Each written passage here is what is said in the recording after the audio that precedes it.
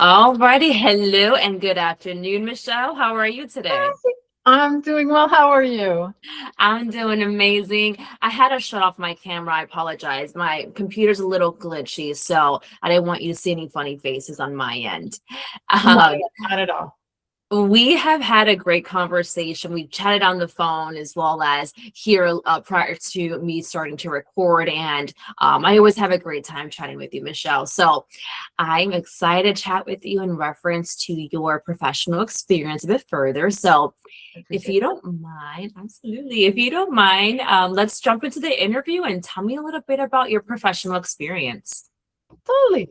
So starting off, I am a U.S. Air Force veteran. I have over 7 years of experience in highly regulated and high volume clerical environments where accuracy and professionalism were mission critical. Most recently, in my role at New York Life, I managed a multi-line phone system providing professional service to a high volume of callers while maintaining that 99% accuracy rate. I'm eager to bring that same level of discipline, bilingual communication, as well as discretion to this next assignment. Absolutely, Michelle, and thank you so much for your introduction and thank you for your service.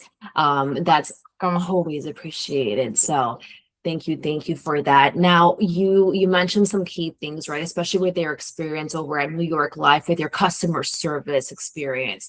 And during those high volume calls throughout the day, nonstop, I can only imagine.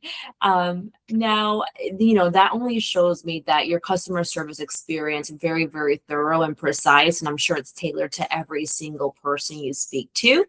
Um, Absolutely. right. And just like, with that skill set, you can very much have those transferable skills with a receptionist position, like the one that you're applying to now. So I know that when it comes down to we know, right, with a receptionist role, there is a multitude of tasks that you're having to deal with throughout the day. So we know that we're going to have to tend to anyone who walks in, tend to the phones, tend to the emails, right? Or any other administrative Right. tasks Absolutely. assigned. So I'm just curious to know, how are you able to really prioritize your task and handle the multitasking? So I would triage every situation, starting, let's say, for instance, with an individual that may be at the front desk and they need to be checked in. I'd start with a smile and a nod to make them feel seen and heard and know that they're my next priority. Then I quickly, if there's any callers on hold, place them on those polite holds to let them know that I will be with them momentarily. If there's an attorney, say for instance, behind me that has an urgent filing deadline, I'd assist them first, or make sure that the client that was in front of me at the front desk would be checked in. My goal right now would be to ensure at that moment that no one feels ignored Yeah. and that the workflow doesn't stop. Absolutely. You said that best, is ensuring that no one feels like they're unattended or ignored. Right. So Absolutely. thank you for sharing that. I also want to touch base on your resume really quickly because not only do you have that skill set with customer service roles, but also administrative support roles. So if you don't mind, can you just tell me a little bit about what your experience looks like in a administrative role?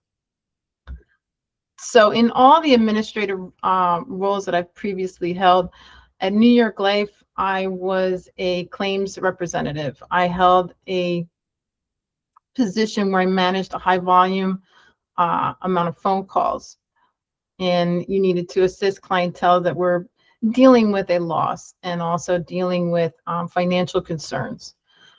You had to maintain discretion as long as a demeanor that expressed empathy and compassion at the same time.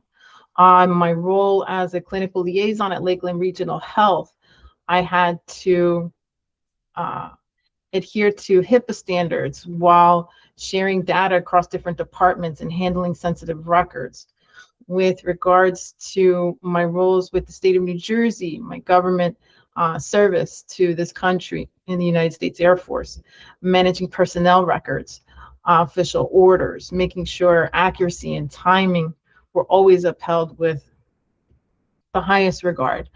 And so all those experiences wrapped together allowed me to obtain and secure a level of discipline that helped me to remain committed in those professional positions.